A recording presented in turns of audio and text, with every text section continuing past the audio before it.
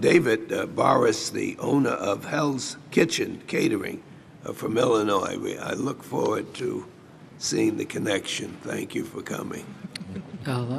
Thank you, Chairman Rangel, Ranking Member Camp, distinguished members of the committee, for the invitation to testify this morning on my experience with health insurance as a small business owner. My name is David Borris, and I'm the owner of Hell's Kitchen Catering, a 24-year-old off-premise catering company located along suburban Chicago's North Shore in Northbrook, Illinois. Our business was born in a 900-square-foot storefront with one employee, my wife, myself, and a handful of my mother and my wife's recipes. My wife and I both left good-paying jobs in the hospitality industry to take our shot at the American dream of owning our own business.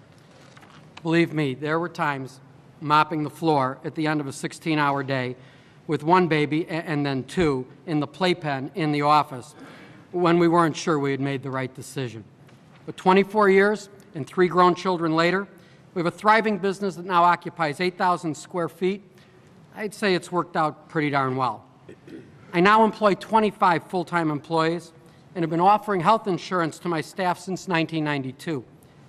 When we began offering this benefit, we had grown to 8 full-time employees and felt a moral obligation to do right by the people who were making our life's work theirs as well. Employees contributed 50% of the premium in their first year of coverage, and Hell's Kitchen picked up the entire premium after that. Beginning around 2002, though, we began to experience a series of annual premium increases that, taken together, now have us paying double per employee what we paid then. 2004, 21%, 2005, 10%, 2006, 16%, in 2007, 17%, and a change in carriers to avoid the quoted 26% renewal fee.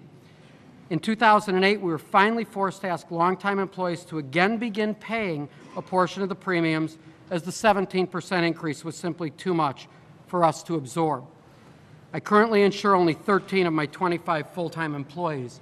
I spent 13% of my covered employees' payroll on health insurance premiums last year and have no idea what the renewal is going to look like when it comes due this November.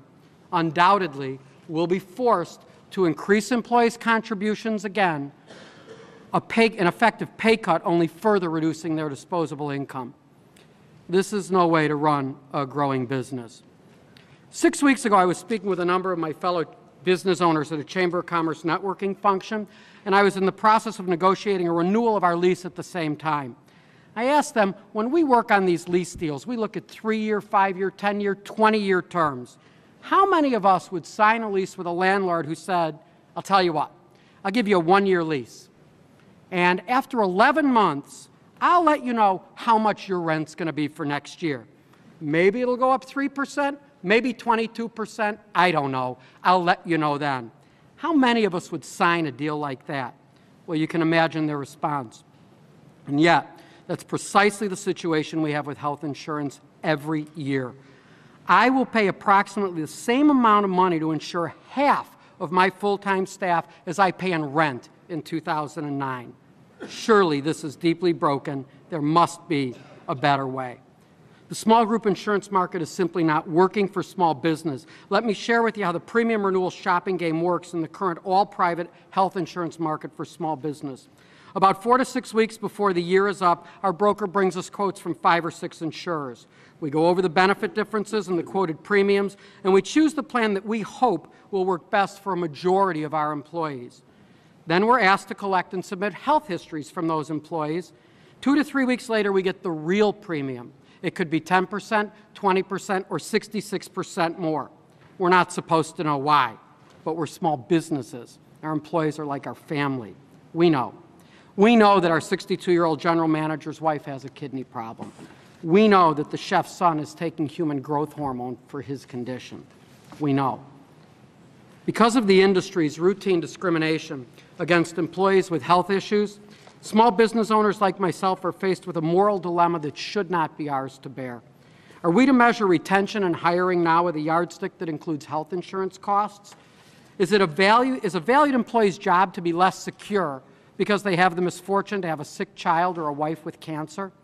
These sorts of choices in the wealthiest nation in the world, it's unconscionable. I want to make one thing perfectly clear as I conclude. As a small business owner, I'm willing to contribute to get good health coverage for my employees. But leaving cost containment and reform in the hands of the private health insurance industry, we've tried that and it's failed. We need a public plan that will re-energize true competition in the marketplace, set the bar for comprehensive benefits and cost controls, provide a quality alternative if the private market doesn't meet our needs. The choice of a public health insurance plan can put the focus back on health outcomes and the quality of life, not profits and corporate bonuses. It can reinforce the best of what America has to offer, the promise that we all have responsibilities toward each other. We've waited long enough. The American economic recovery, the prosperity of businesses like mine, and our commitment to the employees that make our businesses what they are, all hang in the balance. Thank you.